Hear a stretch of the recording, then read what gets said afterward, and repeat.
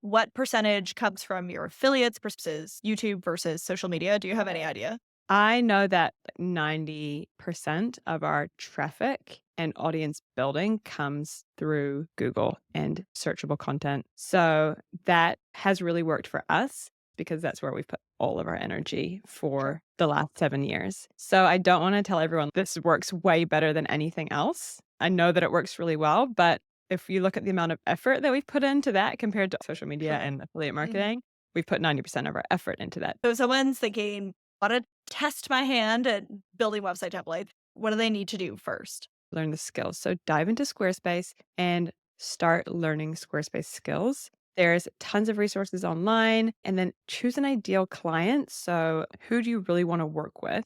And that can be relatively broad, but you want to narrow down to a certain extent that you can say, okay, this is what they might be looking for in a website template. And these are the sort of people that I want to work with. And maybe go try and find some of those people, reach out to them, see if you can start practicing your skills by creating websites for them. So it's really just about diving in, learning those skills in web design. You can learn so many of them online for free through our blog, our resources, and Paige as well has so many amazing resources on her site and her YouTube channel. If we wanted to sell the templates on our own website, how exactly are customers supposed to find our templates? You're not going to just get people seeing your website straight away. It's really reliant on how much marketing you do. And there's so many different ways you can get people to your website. You can create content on a blog or YouTube that is really searchable. And by searchable, I mean people Googling things or looking things up online. You'll show up in the search results. And so they'll find you and they'll arrive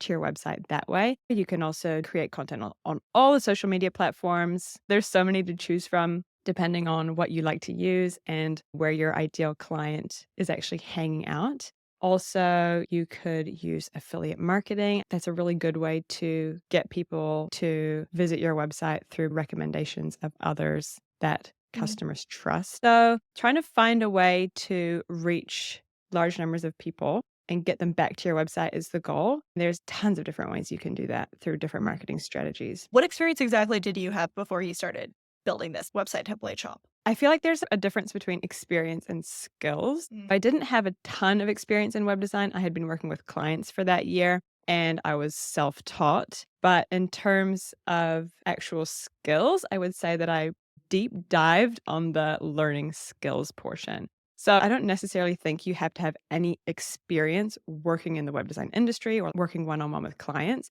But I would say you want to be really confident in your skills in that platforms, the design skills and the strategy of web design. Talk to me about marketplaces versus your own website for selling your templates on. I've always prioritized my own website sales and I've dabbled in marketplaces, but I do know a lot of people that have quite a bit of success selling primarily on marketplaces. I think you can find success either way, but I also think the best way is having your templates on both of those platforms. I personally prioritize sales through my own website because I don't necessarily trust in marketplaces to be around in 5 years. They could potentially shut down, their fees could increase. They just have so much control over your sales and your business. And the thing about marketing your own store is that it's yours. You have full control over it. You control the pricing, you control everything. I want you to talk a little bit more about this boot camp coming up because it's so perfect for beginners.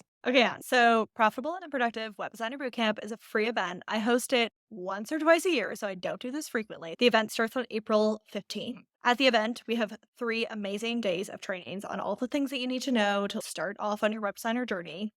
And we also bring in some amazing past students. If you basically want to be able to go and talk to someone who has like recently built this business and been very successful and want to load them with questions, this is pretty much your opportunity to do that.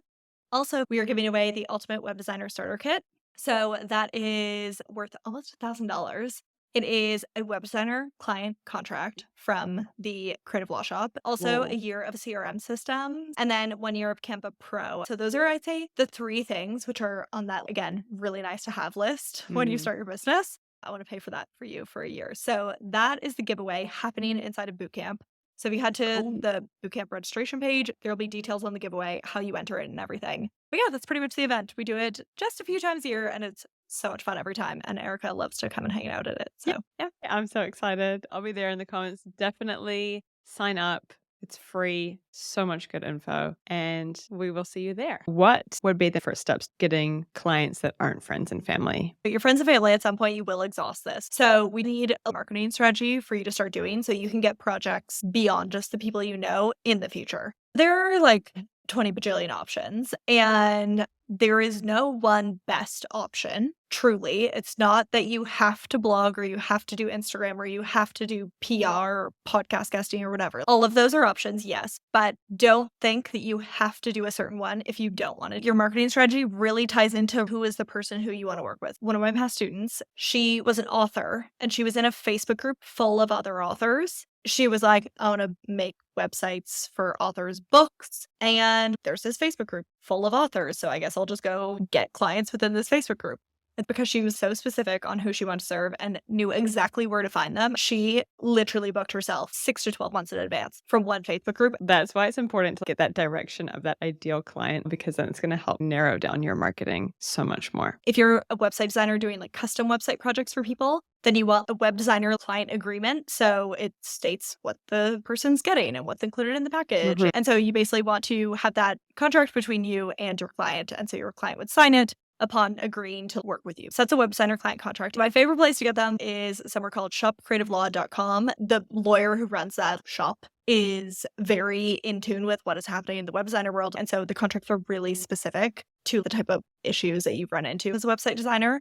Getting that contract set up. And if that's like the minimum thing you do in terms of like legally setting yourself up with clients, that's probably the most important thing. And if anything does go wrong, which really isn't likely to happen, you know that you have that extra security and you can fall back on that contract. If someone wanted to start today making money online as a web designer, but they have no experience, what do they need to do to get started? First part is to figure out which website building platform you want to use. Then learn the platform. If you have money to put behind it, you can get a course. The other option is free resources online. And when I say learn the skill, I mean, yes, like the tech of the website building platform, it is also helpful to learn design best practices and like conversion best practices. The next part is to start figuring out, who do I want to work for? Are you wanting to work for dentists or are you wanting to work for like yoga instructors? Start picking generally a direction. So go to your family and friends. If you have your pick of a few different ones, go and choose the family and friend projects which most align with the type of person you might want to serve in the future.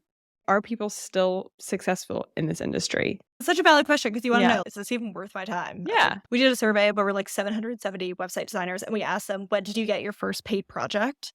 And like 60% maybe had gotten their first paid project before they even officially were in business. And then the percentage of how long it took people to get paid project was like a week to 2 weeks and 2 weeks to 3 weeks. And also in every new cohort of students that go through my courses, there's people who book themselves out like from day one. Clearly, there is still a lot of people who need websites or need Yeah. website redesigns because every 3 to 4 years, you probably want your website redesigned. Let's talk about setting prices as a beginner. When you start working in the real world with clients, then you need to be able to set prices confidently. When it comes to your pricing, I want you to think about, if this were your full-time job, think of what amount of money you would want to make in the year, whatever that number is for you.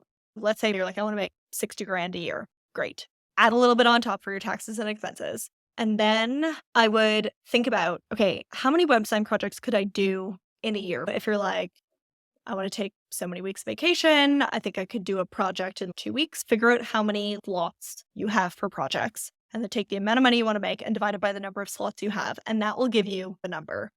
And then I would check if that number is anywhere within the ballpark of normal in the industry. Go look at other website designers with like similar skill level to you and then see what they're charging. And then you can see, is my price, which I've come up with, anywhere within the realm? If it's way out, then okay, maybe we need to change it. But if it's within the realm of similar, fabulous, and go with that price. So that would be my way to think through setting the price instead of just being like, I'm just going to charge $3 grand because that's what Sarah's doing. How much does it actually cost to start a web design business? You're probably going to want your own website if you're a website designer. If you go with Squarespace, for example, it's about $200 a year for a website.